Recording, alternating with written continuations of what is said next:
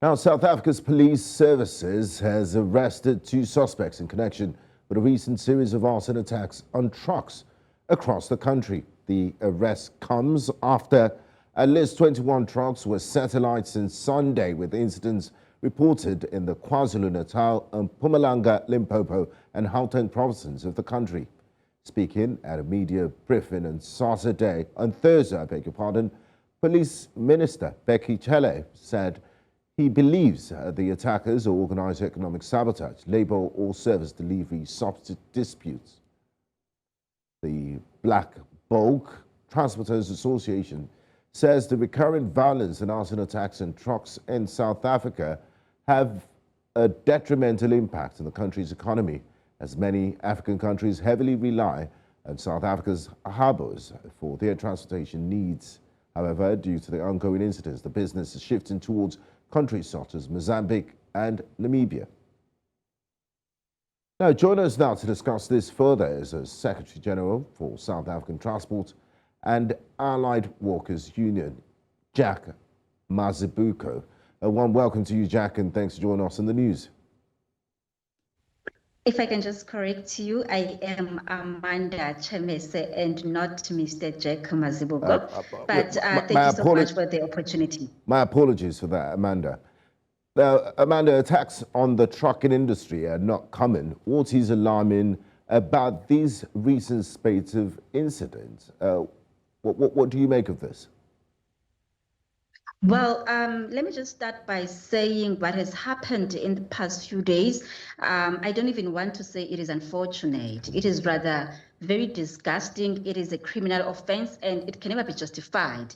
And as a union, we are more than worried about the safety of our members and workers on the roads, because at this moment, it is quite clear that they are not safe. And as a union, we have a responsibility to ensure that all the time the truck drivers are always safe.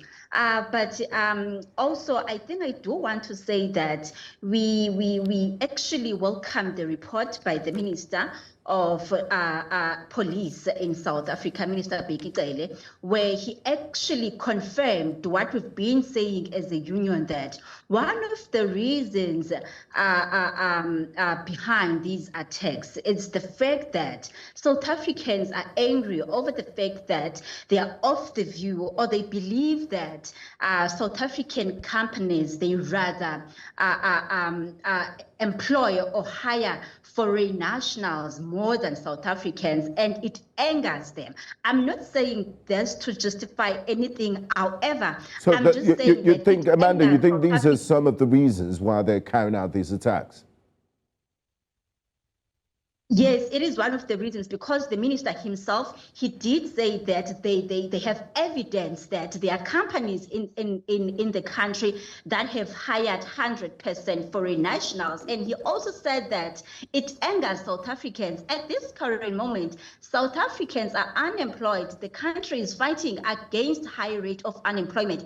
And we are not saying foreign nationals must not be hired in the country. However, we are saying, can our companies prioritize South Africans? And we strongly believe that if we can work on that, we are likely to see less of these incidents. Now, Amanda, there are serious implications for this arson attacks that are happening against truckers in South Africa. South Africa is slowly becoming less and less attractive as an investment destination ahead of this. What other dire consequences will this have on the logistics sector? And how are the incidents going to affect employees' incomes? Well, already the country is okay. Let me just put it this way, that already South Africa, our economy is collapsing. That's a fact. Now, if you are talking about these attacks, we're talking about imports and imports in and outside the country. We're talking about millions. And we're talking about people that are likely to lose jobs at this current moment, because we find out that in the next few weeks or few months, you might have companies who are going to retrench workers, claiming that after these attacks, they have lost a lot of money, billions of rands, of which that could be a fact. So honestly, it is going to sabotage our economy. In fact, already it's collapsing, and it is quite bad to experience this, because for the past few days, when these attacks started, we have lost millions of rands, unfortunately. But the minister was also not able to give us the correct figures of what the country has lost in the past few days. Thank you very much, Amanda, for your time. It was a pleasure speaking to you at NC Continental Prime. Thank you so much for having us. Yeah.